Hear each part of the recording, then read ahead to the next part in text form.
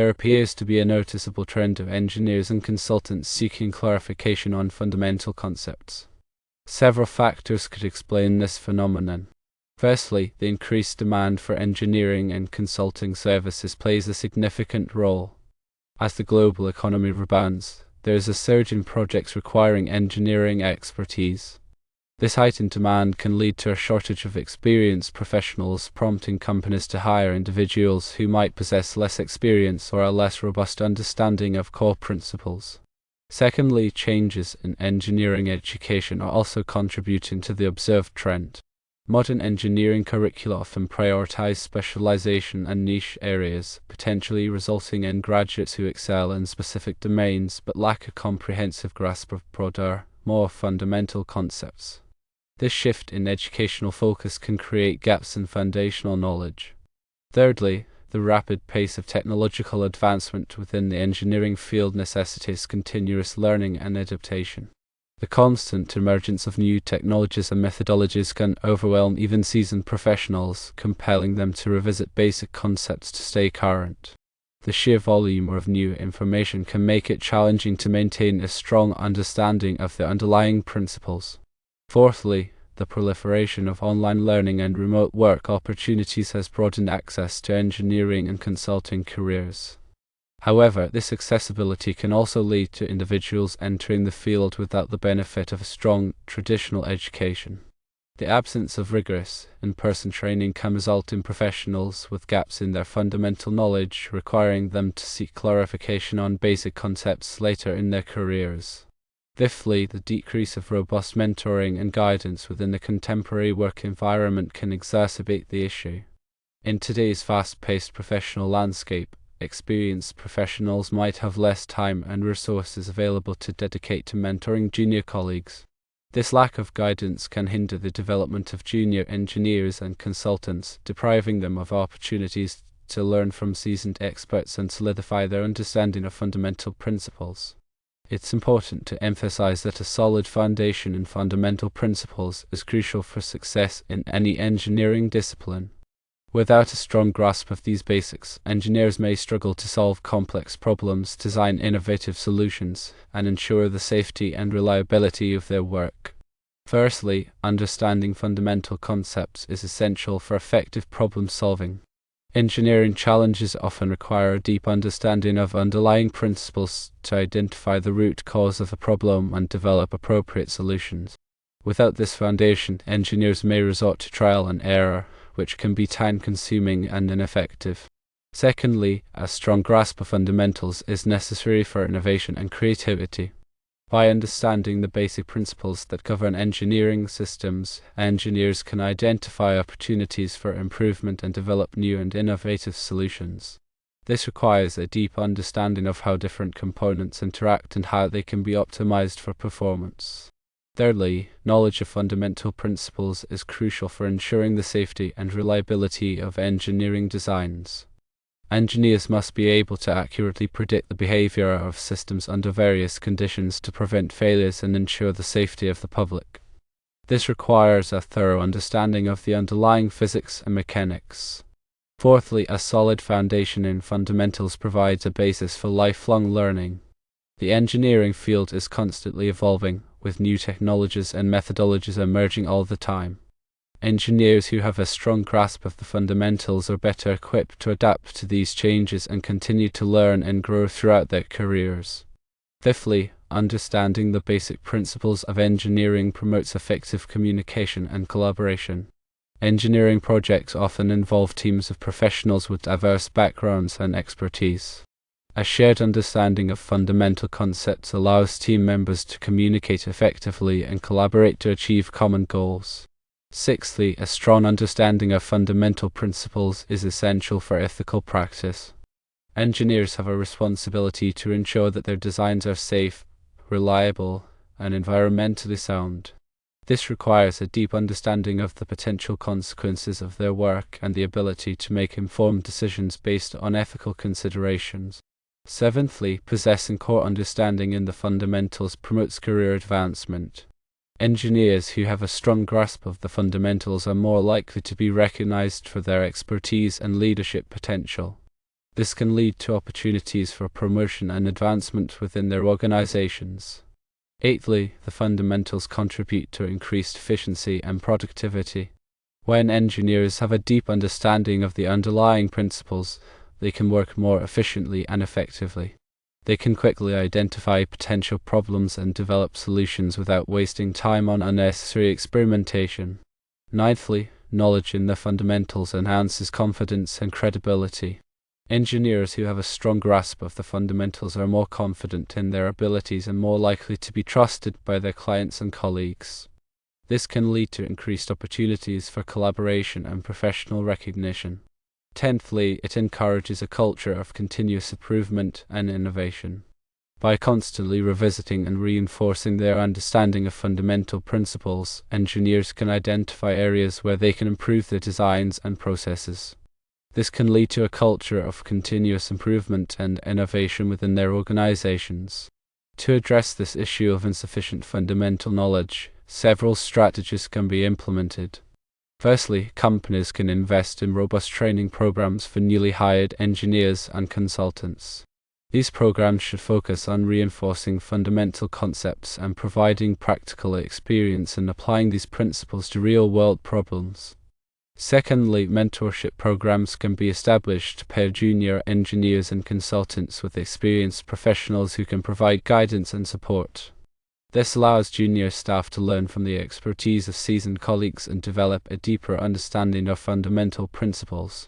Thirdly, engineering education can be reformed to place greater emphasis on fundamental concepts and less on specialization.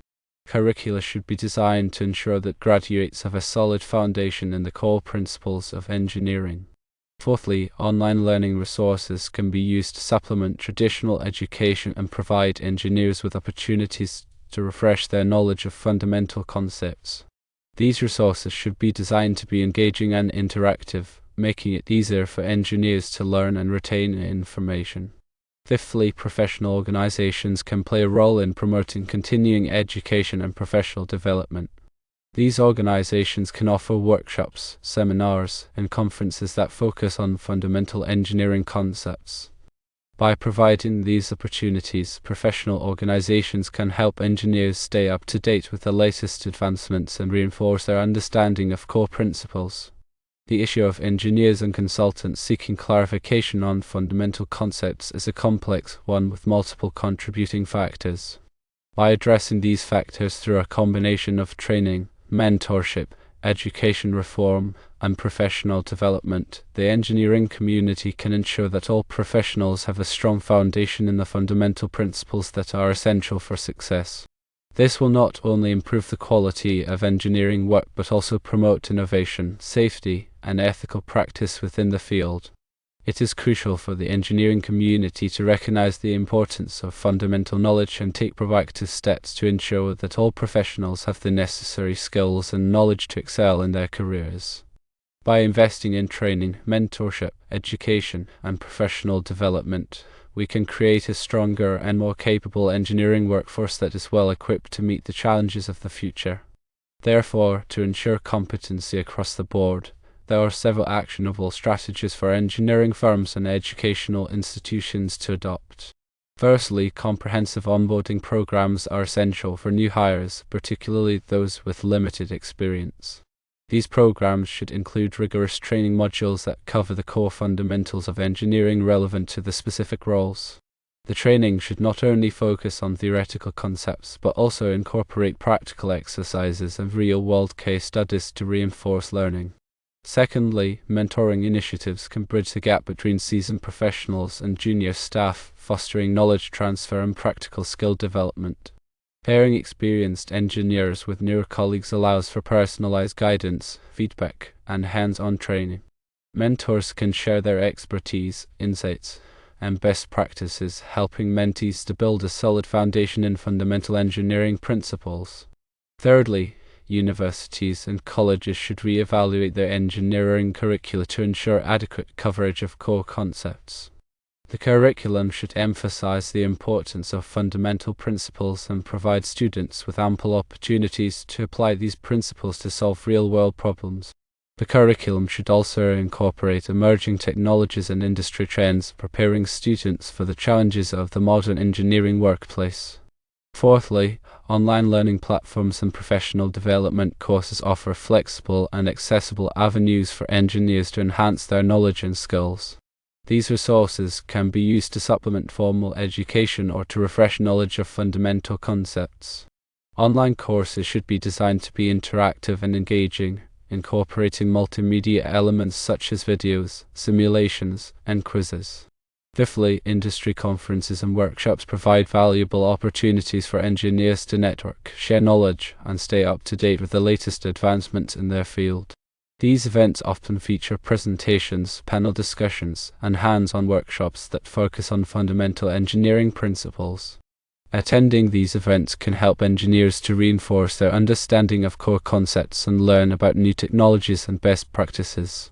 Sixthly, implementing regular knowledge assessments can help to identify areas where engineers may need additional training or support. These assessments can be used to track progress, identify knowledge gaps, and measure the effectiveness of training programs. The results of the assessments can be used to tailor training programs to meet the specific needs of individual engineers or teams. Seventhly, fostering a culture of continuous learning and professional development is essential for creating a highly skilled and knowledgeable engineering workforce. Companies should encourage engineers to pursue further education, attend conferences and workshops, and participate in professional organizations. They should also provide resources and support for engineers to achieve their professional development goals. Eighthly, encouraging collaboration and knowledge sharing among engineers can help to promote a deeper understanding of fundamental principles. Creating opportunities for engineers to work together on projects, share their expertise, and learn from each other can help to foster a culture of collaboration and innovation. Ninthly, promoting the use of standardized engineering practices and procedures can help to ensure consistency and quality in engineering work. Standardized practices and procedures provide a framework for engineers to follow, ensuring that they are applying the correct principles and methods to solve problems. Tenthly, recognizing and rewarding engineers who demonstrate a strong understanding of fundamental principles can help to motivate others to strive for excellence. Companies should implement programs to recognize and reward engineers who have made significant contributions to their field or who have demonstrated a commitment to continuous learning and professional development. By implementing these strategies, engineering firms and educational institutions can help to ensure that all engineers have a strong foundation in the fundamental principles that are essential for success. This will not only improve the quality of engineering work but also promote innovation, safety, and ethical practice within the field. In addition, engineering ethics courses are important to ensure the safety and reliability of designs. Courses that focus on specific applications are critical. For example, electrical engineering safety is paramount in many situations. Article 90(2) of the National Electrical Code, or NEC, covers the scope of the code. The NEC covers the installation of electrical conductors and equipment. This includes optical fiber cables, raceways, auxiliary gutters, and cable trays. It also addresses the installation of equipment that connects to the wiring system. However, the code doesn't cover certain areas. It doesn't cover installations in ships, watercraft other than floating buildings, railway cars, or aircraft. It also doesn't cover installations underground in mines or self-propelled mobile surface mining machinery. Additionally, installations of equipment owned or leased by the utility are not covered, with exceptions. The NEC provides specific requirements for different types of electrical installations. These requirements are based on factors such as the voltage level, the type of occupancy, and the environment.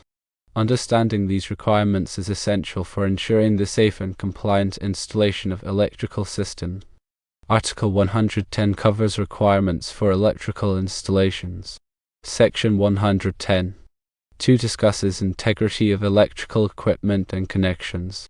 Electrical equipment must be installed in a neat and workmanlike manner. This means that the installation should be performed in a professional and skilled way. All electrical equipment must be installed and used according to the instructions provided by the manufacturer. If the equipment is not used according to the manufacturer's instructions, it could create a hazard. Section 110. 3 covers examination, identification, installation, and use of equipment. Electrical equipment must be approved for the specific purpose for which it is being used. This means that the equipment has been tested and certified by a recognized testing laboratory. Electrical equipment must be installed and used within its listing and labeling requirements. The listing and labeling provides important information about the equipment's capabilities and limitations. Article 210 covers branch circuits. Branch circuits are the circuits that supply power to outlets, lighting, and other electrical equipment. Section 210. 4 covers multi-wire branch circuits. A multi-wire branch circuit consists of 2 or more ungrounded conductors that have a voltage between them, and a grounded conductor that has equal voltage between it and each ungrounded conductor of the circuit. Multi-wire branch circuits are commonly used to supply power to 120 volts receptacles and lighting fixtures in residential and commercial buildings. Section 210. 5 covers color code for branch circuit conductors. Ungrounded conductors must be identified by a color code. The color code for ungrounded conductors is black, red, and blue. Grounded conductors must be identified by a white or gray color. The color code helps to prevent accidental connections between different circuits, which could create a hazard.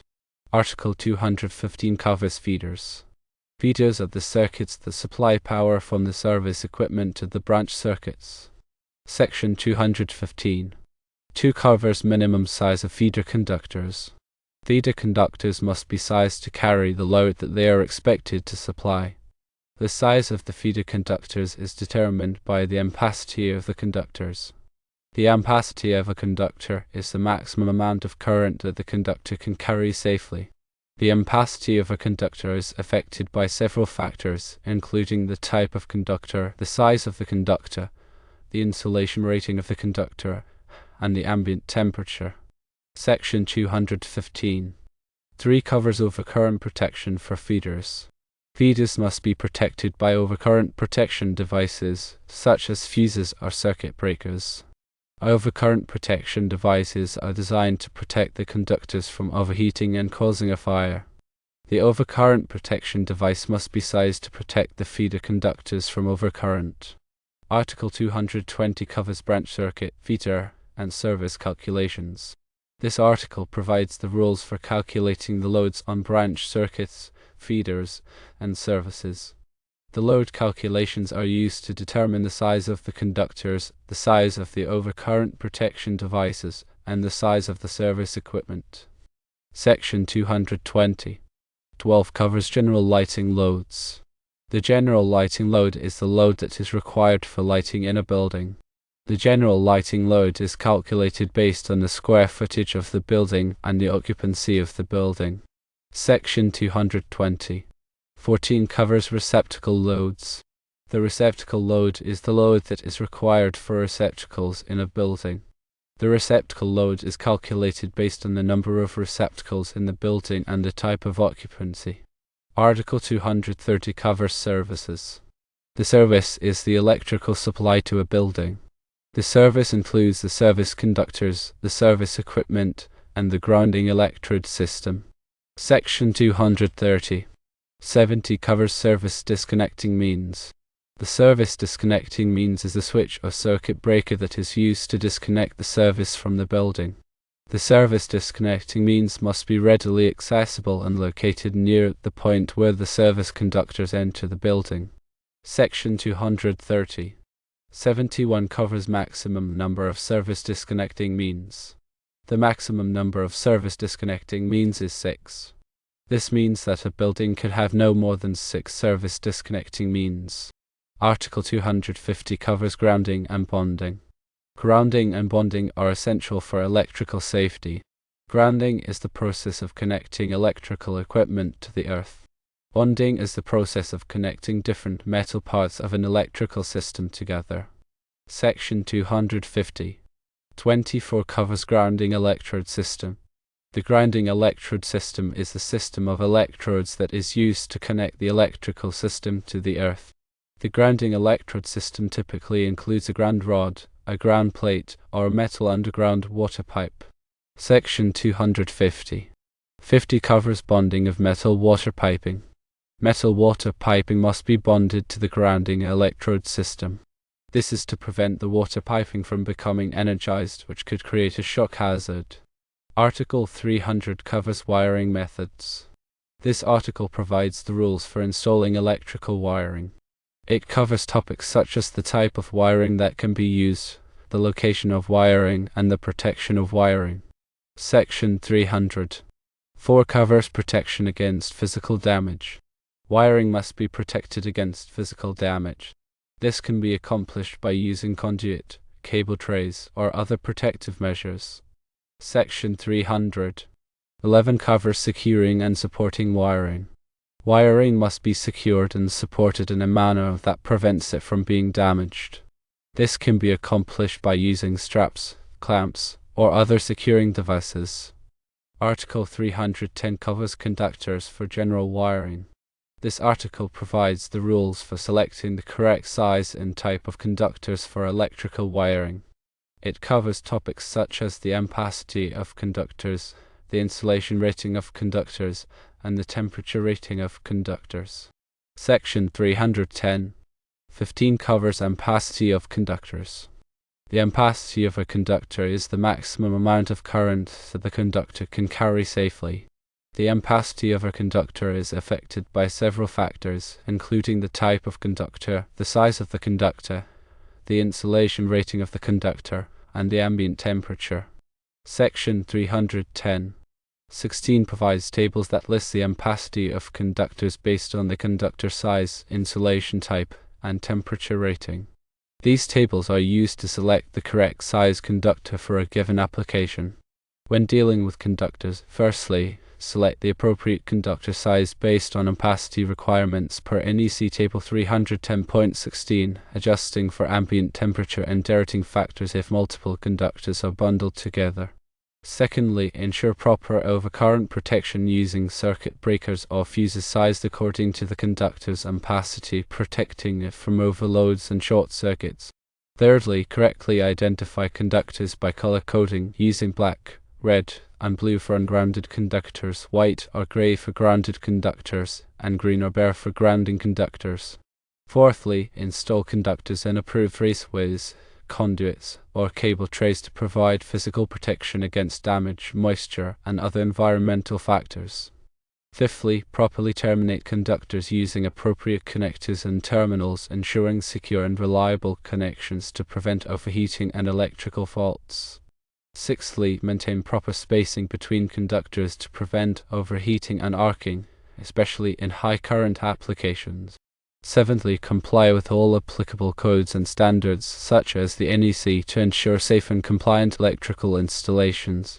When dealing with overcurrent protection, firstly, choose the correct type of overcurrent protection device, such as a circuit breaker or fuse based on the application and the equipment being protected. Secondly, size the overcurrent protection device according to the ampacity of the conductors and the requirements of the NEC, providing adequate protection against overloads and short circuits. Thirdly, coordinate overcurrent protection devices to ensure selective tripping, preventing unnecessary power outages and minimizing downtime. Fourthly, regularly test and maintain overcurrent protection devices to ensure proper operation and reliability. Fifthly, properly label overcurrent protection devices to indicate their function and rating, facilitating easy identification and maintenance. Sixthly, replace overcurrent protection devices that have been tripped or damaged, ensuring continuous protection of electrical circuits.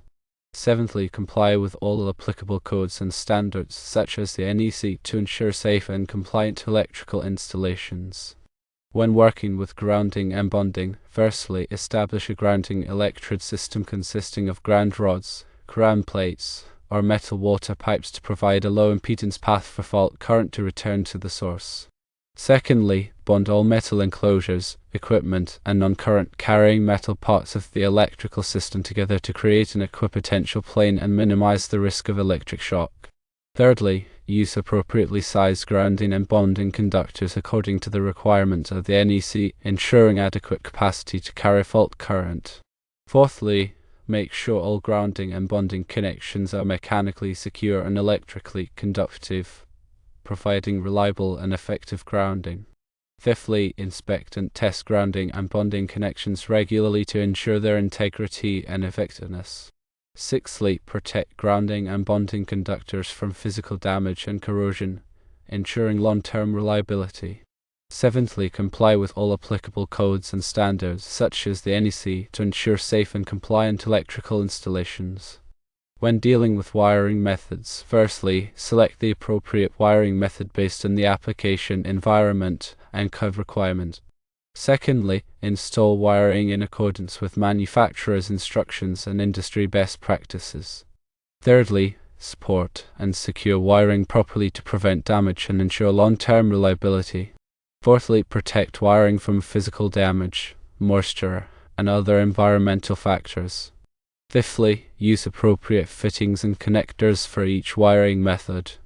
Sixthly, ensure that wiring is properly grounded and bonded. Seventhly, comply with all applicable codes and standards, such as the NEC, to ensure safe and compliant electrical installations.